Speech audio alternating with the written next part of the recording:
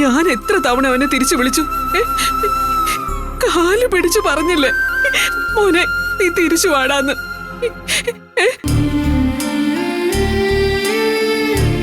അപ്പോഴൊക്കെ ഞാൻ വിചാരിച്ചിട്ടുണ്ട് അവന്റെ മനസ്സിൽ വിഷമം തട്ടിയിട്ടുണ്ടല്ലോ, അതൊന്നും മാറിക്കോട്ടെ.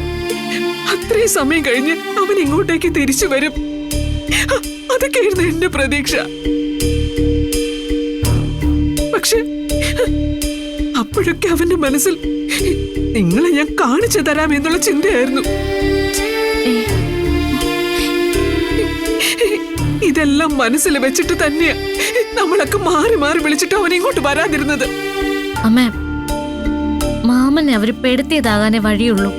മീനു, നീ വീണ്ടും വീണ്ടും അത് തന്നെ പറഞ്ഞോണ്ടിരിക്കരുത്. ഷടാ, ഈ അമ്മയ്ക്ക് പറഞ്ഞാ മനസ്സിലാവില്ലേ? നീ എന്താ എന്നെ പറഞ്ഞു മനസ്സിലാക്കാൻ നോക്കുന്നേ? അവനെ പെടുത്തി പോലും. അവനെന്താ ഇള്ളാക്കുട്ടിയാണോ പെടുത്താൻ? അപ്പച്ചി, കൊച്ചച്ഛന്റെ സ്വഭാവം അപ്പച്ചിക്ക് നല്ല വ്യക്തമായിട്ട് അറിയാലോ. ഞാനൊരു കാര്യം ചോദിച്ചോട്ടെ, ഈ ഒരു കട തുടങ്ങുന്നതിന് മുൻപ് എന്തെല്ലാം കാര്യങ്ങൾ ചെയ്യണം?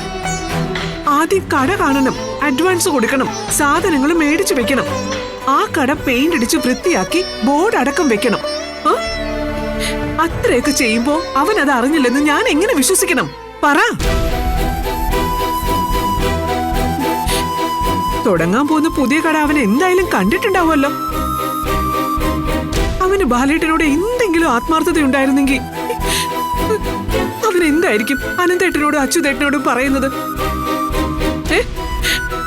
അവിടെ എനിക്കൊരു കട വേണ്ട വേണ്ട എന്നല്ലേ പറയൂ. പക്ഷെ അവൻ എന്താ ചെയ്തേ?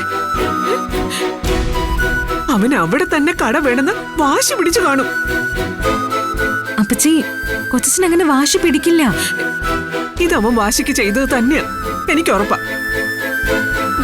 ഇത്രയും കാലം അവൻ ഇവിടുന്ന് ഇറക്കി വിട്ടതിൽ എനിക്ക് സങ്കടം ഉണ്ടായിരുന്നു. ഇപ്പൊ എനിക്ക് ഒരു സങ്കടവും ഇല്ല. അവന്റെ മനസ്സിൽ കൊടും വിഷമാണെന്ന് ഇന്ന് എനിക്ക് മനസ്സിലായി. അവൻ പാമ്പ, വിഷപ്പാമ്പ്. അമ്മ, ഇങ്ങനൊന്നും ചിന്തിക്കല്ലേ. ഞാൻ ഇതുപോലെ തന്നെ ചിന്തിക്കൂ മീനു. അവൻ എന്റെ അടുത്ത് പക കാണിക്കാമെങ്കിൽ തിരിച്ച് എനിക്കും അങ്ങനെ തന്നെ കാണിക്കാം. എന്റെ കൈ പിടിച്ച് കൂടെ വന്ന ചെക്കന